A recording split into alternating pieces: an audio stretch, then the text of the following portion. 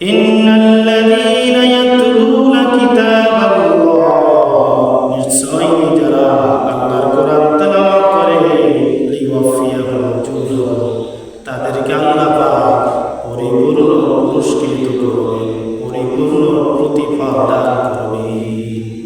পবিত্র কোরআনুল কারীমের বিশেষ সূরা রয়েছে, যেই সূরা অনেক ফজিলত রয়েছে। যেমন সূরা ফাতিহা তেলাওয়াত করলে আল্লাহ পাক তাকে রক্ষণাবেক্ষণ করবেন। সূরা ফাতিহা যেই ব্যক্তি তেলাওয়াত করবে সে যেন তাওরাত, জাবুরের এবং ইনজিলের তেলাওয়াতের সওয়াব পেয়ে গেল।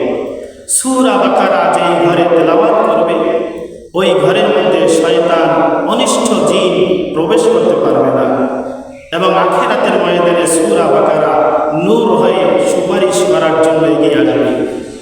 আয়াতুল কুরসি যেই ব্যক্তি তেলাওয়াত করবে তাকে আল্লাহ পাক সমস্ত অনিষ্ট থেকে হেফাজত করবেন।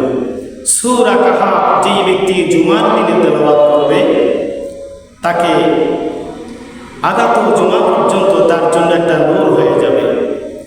সূরা ইয়াসিন যেই ব্যক্তি তেলাওয়াত করবে আল্লাহর নবী ইরশাদ করেছেন ওই ব্যক্তির আমলনামায় 10 খতম কোরআন তেলাওয়াতের সওয়াব দেওয়া হয়। সূরা রহমান যেই ব্যক্তি তেলাওয়াত করবে হাসরের মাহশারের দিন ওই ব্যক্তির চেহারাটা নূরে আলোকিত হয়ে যাবে।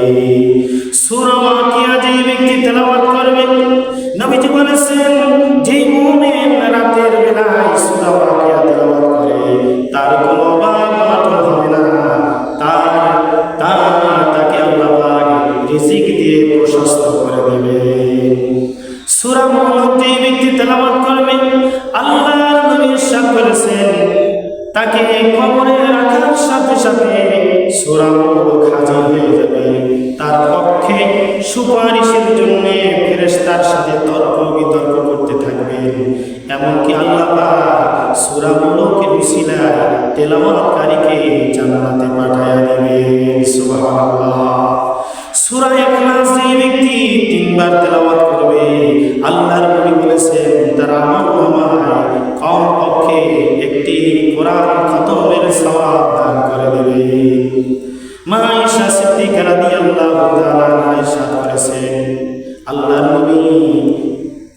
নবী ইরশাদ করেছেন যে ব্যক্তি সকালে সূরা ইখলাস, নাস, ফালাক 3 বার পাঠ করে হাতের তালুতে ফু দিয়ে সমস্ত শরীরে মাসিল করবে তাকে আল্লাহ পাক বিকাল পর্যন্ত সমস্ত জাদু টোনা মানুষের অনিষ্টতা থেকে হেফাজত করবে। আবার বিকাল বেলা রাতে যে ব্যক্তি সূরা ইখলাস, নাস, ফালাক তেলাওয়াত করে হাতের তালুতে ফু দিয়ে সমস্ত শরীর মাসিল করবে সকাল পর্যন্ত তাকে যাবতীয় অনিষ্ট থেকে, জাদু টোনা থেকে আল্লাহ পাক তাকে হেফাজত করবে। প্রিয় ভাইরা, আমার বন্ধুরা, সংক্ষিপ্তভাবে কোরআন তেলাওয়াতের কথা আপনাদের সামনে তুলে ধরলাম। আল্লাহ রাব্বুল আলামিন রমজান মাসের খাতিরে রমজান মাস সামনে রেখে আমরা যেন বেশি বেশি কোরআন তেলাওয়াত করতে পারি সেই তৌফিক আল্লাহ পাক দান করুন।